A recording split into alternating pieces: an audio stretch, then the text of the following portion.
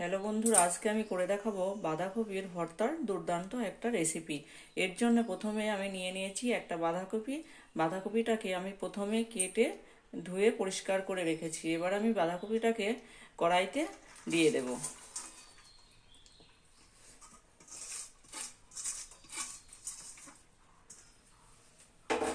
এবার আমি গ্যাসটা জ্বেলে দেব।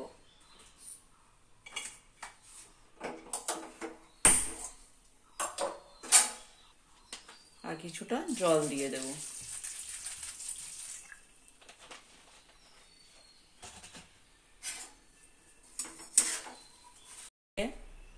বাঁধাকপিটাকে আমি 10 মিনিটের জন্য ঢাকা দিয়ে সিদ্ধ করে নেব।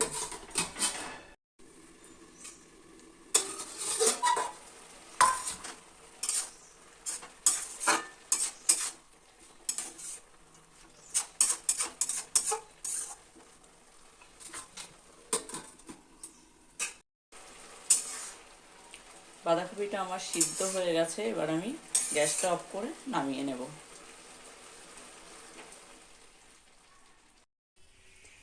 এবার বাঁধাকপিটাকে একটা মিক্সিতে দিয়ে আমি একটা পেস্ট বানিয়ে নেব।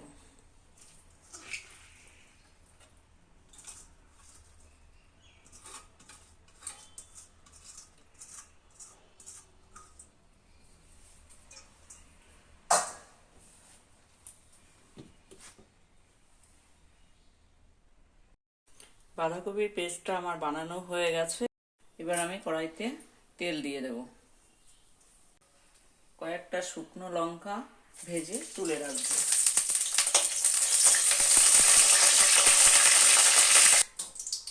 লঙ্কাটা আমার ভাজা হয়ে গেছে, এবার তুলে নেব। গোটা জিরে,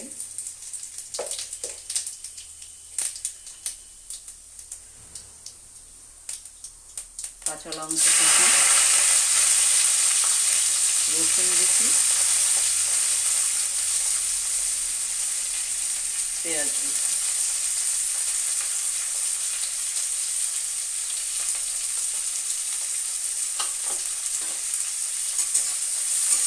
এবার এগুলোকে খুব ভালো করে ভেজে নেব।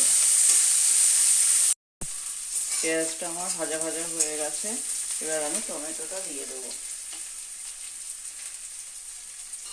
আর দেব কিছু মটরশুঁটি।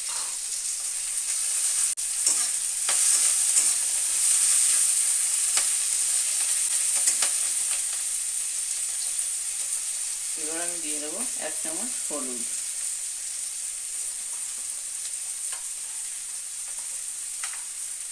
1 চামচ লবণ,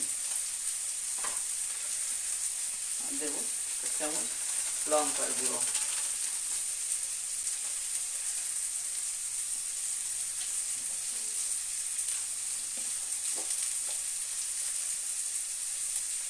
আর দেবো 1 চামচ ধনে গুঁড়ো। এবার মশলাটাকে একটু নাড়াচাড়া করে আমি বাঁধাকপি সিদ্ধ করে রাখা বাঁধাকপিটা দিয়ে দেব।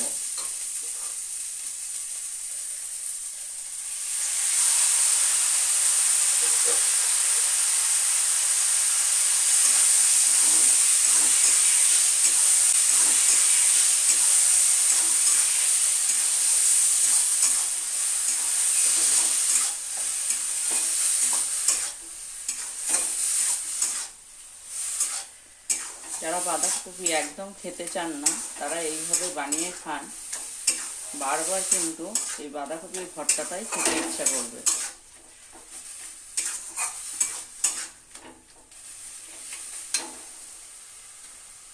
এবার আমি 1 চামচ লবণ দিয়ে দেব। তখন একটু কম দিয়েছিলাম, ওই জন্য আরেকটু দিয়ে দিলাম।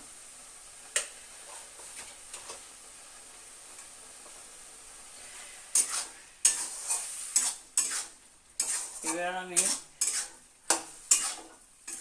নাড়তে থাকবো যতক্ষণ না এই জলটা শুকিয়ে যায়।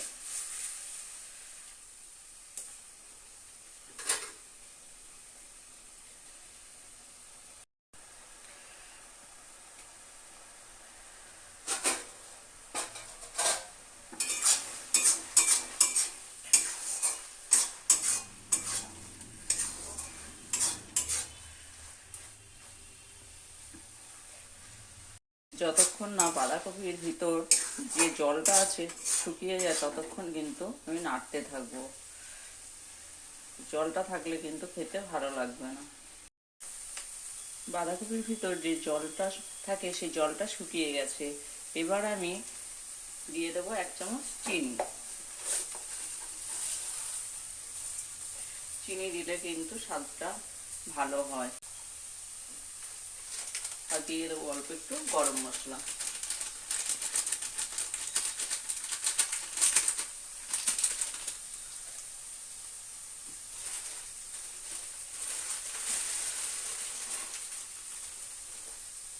আর কয়েকটা ভাজা বাদাম আমি গুঁড়ো করে রেখেছিলাম, এটাও দিয়ে দেব।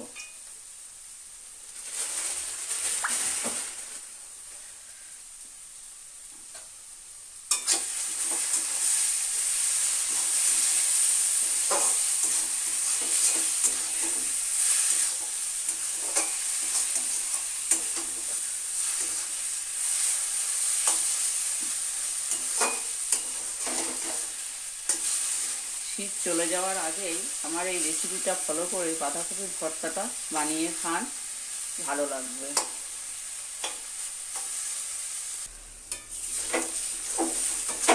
লেগে যায়।